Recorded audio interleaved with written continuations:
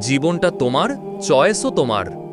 এই পৃথিবীতে চলতে গেলে প্রতিনিয়ত অসংখ্য মানুষের মুখোমুখি হতে হবে। ভিড় ঠেলে সামনে এগোতে হবে, নানা রকম কথা কানে আসবে। কিন্তু এই ভিড়ে তুমি যা করো তা হলো ইগনর। কারণ জীবনটা তোমার, সিদ্ধান্ত তোমাকেই নিতে হবে। জীবনের পথে কিছু মানুষ আসবে শুধু আবর্জনা ছড়াতে। তাদের কাজই হলো তোমার চারপাশটা বিষিয়ে তোলা। তাদের থেকে দূরে থাকো, নেগেটিভিটি দেখলেই নিজেকে সরিয়ে নাও। এতে কোনো লজ্জা নেই, বরং এটাই বুদ্ধিমানের কাজ। খারাপ লাগলেও মানতে হবে, যাদের তুমি বন্ধু ভাবো তাদের অনেকেই তোমার ক্ষতি দেখতে চায়। তারা সহানুভূতির মুখোশ পরে তোমার কাটা ঘায়ে নুন ছিটায়। তুমি সেই সুযোগটা দিও না।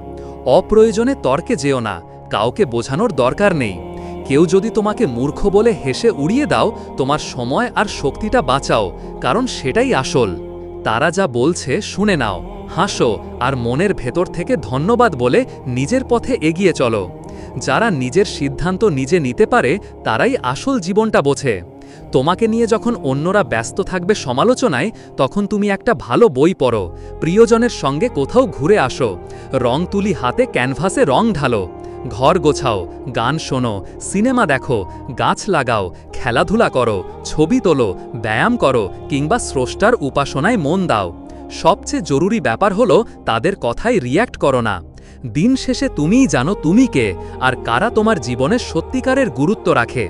তোমার পরিবার ও প্রকৃত বন্ধুদের নিয়ে একটা নিরাপদ বাউন্ডারি তৈরি করো। তাদের কাছেই নিজেকে উজাড় করে দাও, যাদের সামনে তুমি আয়নার মতো দাঁড়াতে পারো, যাদের সামনে ঝুঁকতে পারো, কারণ তারাই তোমার মঙ্গল চায়। বাকিদের একপাশে সরিয়ে দাও, তারা শুধুই শব্দ দূষণ। একটা কথা মনে রেখো, জীবনটা অপূর্ব সুন্দর, তুমি যে পৃথিবীতে আছো সেটাও অপূর্ব। পথ চলায় যদি আগাছা বা কাটাঝোপ সামনে আসে, সাইড কাটিয়ে এগিয়ে যাও। সব কথার উত্তর দিতে নেই, সব কিছুর প্রতিক্রিয়া দেখাতে নেই, সবাইকে বোঝানোরও দরকার নেই। এই ছোট ছোট বোধগুলো যদি আয়ত্তে আনো, তবে হারাবার কিছু থাকবে না, জয়টাই হবে।